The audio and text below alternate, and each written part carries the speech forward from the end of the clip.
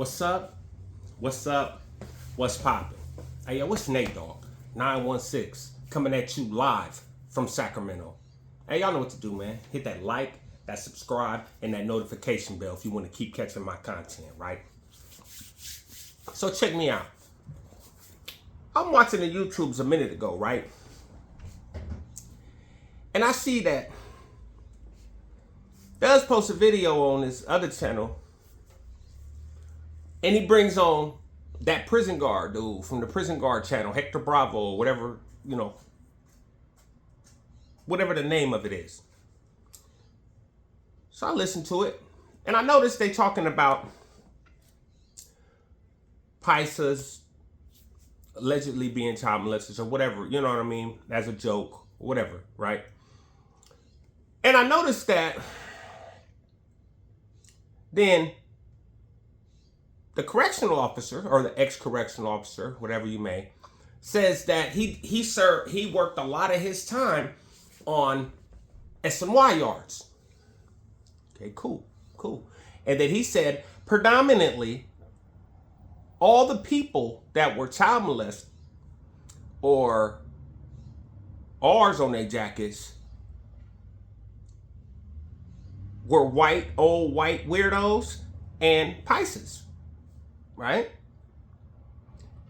And then Dub steers it, of course, to, yeah, but, there's another group or a group that don't check paperwork. Then Hector Bravo says, yeah, the blacks don't check their paperwork on the main line. So first of all, then he goes on to say that but when he was working in Centinela, there was a Southsider who had an R on his jacket, and they pulled him into the program office or whatever, and they let him stay and asked him if you sure you can go in this yard. It was a 4-yard, when they flipped it from a 270 to a 4, and a 3 to a 4. And the dude says, yeah, I'm good. And he went out and stayed on the yard like it was fine. Okay. So, let's first say this. Can't no correction officer, period, I don't care how cool he was with whoever he was cool with, say what somebody wearing blue does for sure. For sure. He can say what he thinks. But he can't say for sure what the blacks do. So you don't know what the blacks do. You just riding the same wave that's been the narrative that's been trying to be pushed, right? Okay. So I got a question for you. Let's go through a couple scenarios, right? Because then it was said that, oh, well, who knows what happened on that video? Who knows what happened on that that yard? Nobody knows. It could have been anything, right? And then I talked to somebody I knew, and they're right. The thing about the blacks in prisons in California, we are a fragmented group. You got the Bloods, the Crips, the Coomies, the BGF, the non-affiliates, and then in those certain situations, you got Crips from Northern California, Southern California, different neighborhoods. Yes. And it is only your obligation to keep your own yard clean. It's not your obligation as a black man in prison to keep the black car clean. Like in my instance, it was my obligation due to the fact that I came from an actual neighborhood to keep Del Paso Heights on that yard clean. Right? Just like I would expect Oak Park to keep Oak Park clean in that instance, right? And mainly because we wouldn't want there to be bullcrap between us, Oak Park and the Heights, in prison, because there's already so much bad blood from years on the streets. So it's like, we actually had this conversation in 98 or 99 in High Desert where we talked on the yard and was like, man, if anything come up with somebody from the Heights, man, we'll deal with it. Anything come up from somebody from Oak Park, y'all deal with it. That way it ain't no, you know what I mean? Okay. And yes, I've actually had to remove people from my own neighborhood. Right. Okay. Yeah. But that's the thing, is a lot more thought goes into removing somebody from your neighborhood. Like,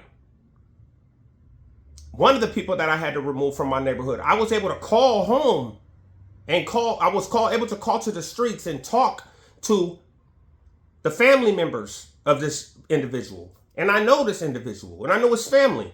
But if you bad, you bad. If you foul, you foul. If you touch somebody young, then you gonna get what you got coming. And he did. You know, okay.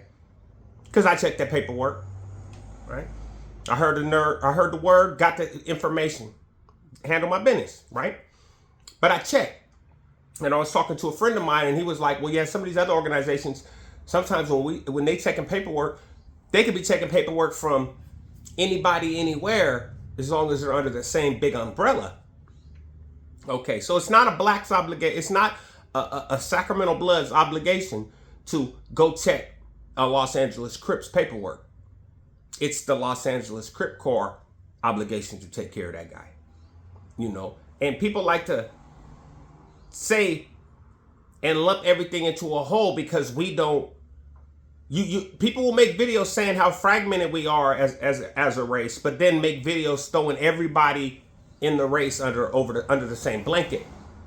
And mind you, I've seen people from every part of the black population remove some of their own. Yeah. For bad paperwork or bad acts or ratting or whatever may have you. So for people to assume that it's just that simple, let me pose a question to you. Because hypothetically, what's worse? Let's go with this narrative you say, you believers or people who post stuff like that say that blacks don't check paperwork. I did, but let's say they didn't. Okay. All right. What's worse? To check the paperwork and let somebody stay, or to not check the paperwork? I check paperwork and remove bad people. I've actually done that. I've checked paperwork and removed them myself. Or, I mean, I've been on missions with other homeboys, but I didn't check paperwork and have somebody else do it or want somebody else to do it. I didn't have nobody do nothing. I wasn't in that type of position anyway. I was a rider, but I was a rider from my neighborhood. Yeah, but I wasn't the type to sit in a cell, look at something, and then, oh, you guys go handle that. Or, oh, it's okay, he could stay. Oh, no, we got to clear. No, you got to go. You got to go. So I'm not going to justify anybody checking paperwork, seeing somebody's actually bad, and then let them stay. It's ridiculous to me, man. And that's okay, because I see that people are going to keep making videos, and even videos that don't have nothing to do with the black population, keep trying to steer it towards the black population. Like, I was listening to that video, and that video didn't have nothing to do with black people at all. The title, the beginning of it, nothing, but it sure got steered towards talking, putting smut on the black car as a whole. And then, yeah, there was some cleared up, but come on, man, come on. Like, it's a big difference between being from a neighborhood and having to be responsible for that and being part of politics. You know what I mean? Being part of politics that say, oh, well, he's related to somebody that's a top hat, so it doesn't matter what he did, he could stay here.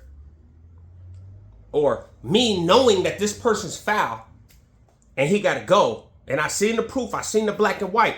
I don't have to wait. That's another big difference between the black car and other cars.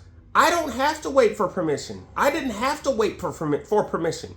I did have to give it a lot of a forethought and make sure that I was right in my decision, due to the fact that if I had to remove somebody from my neighborhood, this is a community I got to go back to one day. This is something I'd have to answer to my community about. Not just, oh, this is a guy from who knows where in California, and I happen to be the one to make the call, and not make the call, but put the work in to get him up out of here. So let's think about that too. You know, not only do we check paperwork, at least from my standpoint, I check paperwork, but